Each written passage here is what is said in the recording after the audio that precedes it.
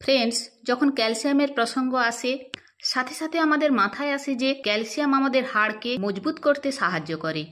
শুধু কি হাড়, তার সাথে সাথে আমাদের দাঁত, আমাদের মাংসপেশি, আমাদের হৃৎপিণ্ড এবং আমাদের নার্ভ, এই প্রত্যেকটি অর্গান সঠিকভাবে কাজ করার জন্য ক্যালসিয়ামের যথেষ্ট দরকার। নমস্কার, আজকের ভিডিওতে আমরা আলোচনা করব একজন মানুষের শরীরে কোন কোন লক্ষণ দেখা দিলে সেই মানুষটি সন্দেহ করতে পারেন যে তার শরীরে ক্যালসিয়ামের ঘাটতি হয়েছে। আমরা জানব যে একজন মানুষের শরীরে ক্যালসিয়ামের ঘাটতি হওয়ার কারণ কি কি হতে পারে এবং তার সাথে সাথে এমন 5টি সুপারফুডের বিষয়ে আজ আমরা আপনাদের সাথে আলোচনা করব যে সুপারফুডগুলি আপনার শরীরে দুধের থেকেও কয়েক গুণ বেশি ক্যালসিয়াম দিতে সক্ষম। ক্যালসিয়ামের ঘাটতি হলে হাড় দুর্বল হয়ে যায়, এটা আমরা মোটামুটি সকলেই জানি। হাড় দুর্বল হয়ে যাওয়ার ফলে আমাদের কোমরে ব্যথা হতে পারে, আমাদের ঘাড়ে ব্যথা হতে পারে, আমাদের মাংসপেশিতে ব্যথা হতে পারে এবং মাংসপেশি দুর্বল হয়ে যেতে পারে। আমাদের হার্টবিট বা হৃদস্পন্দন অত্যাধিক মাত্রাতে বৃদ্ধি পেতে পারে। আমাদের দাঁতের মধ্যে ক্ষয় শুরু হতে পারে, দাঁতের মধ্যে ক্যাভিটির মতো সমস্যা দেখতে পাওয়া যেতে পারে। নখের মধ্যে মুখমণ্ডলে সাদা ছোপ ছোপ দাগ দেখতে পাওয়া যেতে পারে।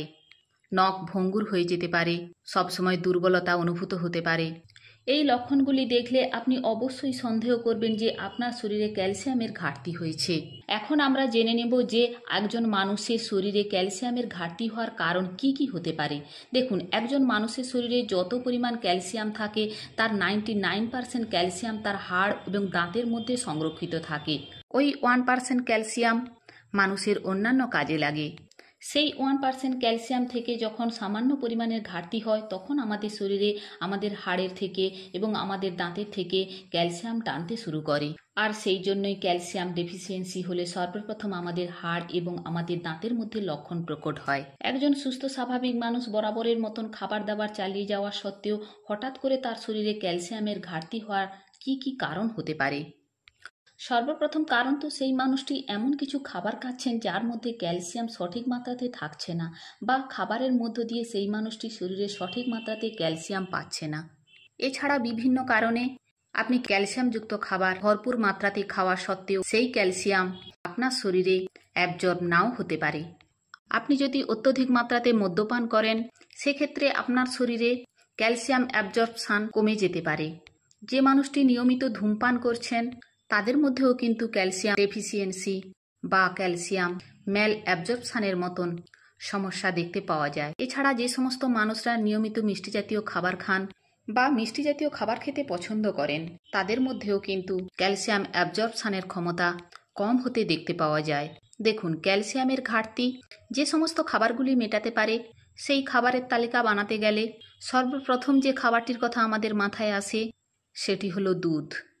আমরা ছোটবেলা থেকেই শুনে এসেছি দুধ আমাদের শরীরে ক্যালসিয়ামের ঘাটতি মেটাতে পারে। দুধের মধ্যে প্রচুর পরিমাণে ক্যালসিয়াম থাকে, কিন্তু আজকের দিনে দাঁড়িয়ে খাঁটি দুধ পাওয়া কতটা মুশকিল। তার সাথে সাথে মার্কেটে যে সমস্ত প্যাকেটবন্দি দুধ পাওয়া যায় তার মধ্যে প্রচুর পরিমাণে ক্ষতিকারক প্রিজারভেটিভ বা কেমিক্যাল ব্যবহার করা হয়। এই সমস্ত ক্ষতিকারক কেমিক্যাল বা প্রিজারভেটিভ দুধের ক্যালসিয়াম অ্যাবজর্পশনে বাধা হয়ে তো দাঁড়ায়, তার সাথে সাথে আপনার শরীরে বিভিন্ন প্রকারের সমস্যার সৃষ্টি করতে পারে। এছাড়া এমন বেশ কিছু মানুষ রয়েছেন তাদের মধ্যে ল্যাকটোজ ইনটলারেন্সের মতো সমস্যা দেখতে পাওয়া যায়। ল্যাকটোজ ইনটলারেন্স বলতে যে সমস্ত মানুষদের দুধ বা দুগ্ধজাতীয় খাবার খেলে তাদের শরীরের মধ্যে বিভিন্ন প্রকারের শারীরিক সমস্যা হতে দেখতে পাওয়া যায়। তারাও কিন্তু তাদের খাদ্য তালিকাতে ইচ্ছে হলেও দুধ যুক্ত করতে পারেন না। এছাড়া যারা ভেগান ডায়েট মেনটেন করেন তাদেরও দুধ খাওয়া সম্ভব হয় না। এমন পরিস্থিতিতে আমাদের খাদ্য তালিকাতে এমন বেশ কিছু খাবার যুক্ত করা উচিত যে খাবারগুলি খেলে দুধ না খাওয়া সত্ত্বেও আপনার শরীরে ক্যালসিয়ামের ডেফিসিয়েন্সিকে মেটাতে সাহায্য করবে। সজনে শাক বা মোরিঙ্গা লিফ, হ্যাঁ ঠিকই শুনেছেন, এই সজনে শাকের মধ্যে দুধের থেকে প্রায় 14 গুণ বেশি ক্যালসিয়াম থাকে। 100 ml দুধের থেকে আপনি যদি 110 মিলিগ্রাম ক্যালসিয়াম পেতে পারেন, সেক্ষেত্রে 100 গ্রাম সজনে শাকের থেকে আপনি প্রায় 1443 মিলিগ্রাম পর্যন্ত ক্যালসিয়াম পেতে পারেন। অতএব 100 গ্রাম সজনে শাক যদি আপনি সারাদিনে খেতে পারেন তাহলে সারাদিনের যে ক্যালসিয়ামের চাহিদা আপনার শরীরে সেই চাহিদা কিন্তু অনায়াসেই মিটে যেতে পারে।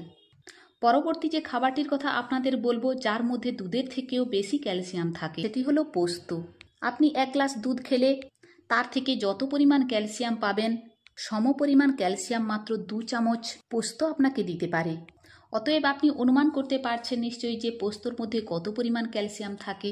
তাই যদি আপনি ক্যালসিয়াম ডেফিসিয়েন্সির মতন সমস্যায় ভুগছেন, সেক্ষেত্রেও পোস্ত কিন্তু আপনার খাদ্য তালিকায় যুক্ত করতে পারেন। তিল এমন এক ধরনের দানা শস্য, তার মধ্যেও প্রচুর পরিমাণে ক্যালসিয়াম থাকে। এই তিলের মধ্যে দুধের থেকেও প্রায় 10 গুণ বেশি ক্যালসিয়াম পাওয়া যায়। 100 ml দুধের থেকে যখন আপনি 110 মিলিগ্রাম ক্যালসিয়াম পাচ্ছেন, সেখানে 100 গ্রাম তিলের থেকে আপনি 983 মিলিগ্রাম পর্যন্ত ক্যালসিয়াম পেতে পারেন। অতএব এটা আমরা বলতে পারি যে নিয়মিতভাবে তিল আপনার খাদ্য তালিকায় যুক্ত করতে পারেন। সেক্ষেত্রে দুধ না খেলেও আপনার শরীরে কিন্তু ক্যালসিয়াম ডেফিসিয়েন্সির মতন সমস্যা সহজে দেখতে পাওয়া যায় না।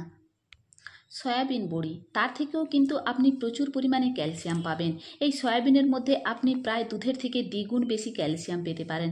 100 ml দুধের থেকে আপনি যখন 110 মিলিগ্রাম ক্যালসিয়াম পাচ্ছেন, 100 গ্রাম সয়াবিন থেকে আপনি ক্যালসিয়াম প্রায় 277 মিলিগ্রাম পেতে পারেন। অতএব দুধের থেকেও বেশি ক্যালসিয়াম আপনাকে সয়াবিন বড়ি দিতে পারে। And last but not the least, almond বা কাঠবাদাম। দেখুন, আমন্ডের মধ্যে ভিটামিন, মিনারেলস, প্রোটিন এগুলো তো ভরপুর মাত্রাতে রয়েছে প্রচুর পরিমাণে ওমেগা 3 ফ্যাটি অ্যাসিডও।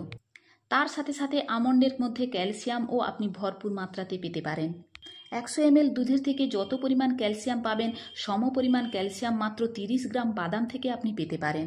তাই যদি আপনি নিয়মিতভাবে খাদ্য তালিকায় এই কাঠবাদাম যুক্ত করতে পারেন, তাহলে ক্যালসিয়াম ডেফিসিয়েন্সির সমস্যা থেকেও কিন্তু আপনি মুক্তি পেতে পারেন। আশা করি ভিডিওটি আপনাদের ভালো লেগেছে এবং ইনফরমেটিভ লেগেছে। যদি ভিডিওটি ভালো লাগে, অবশ্যই ভিডিওটিকে লাইক করবেন।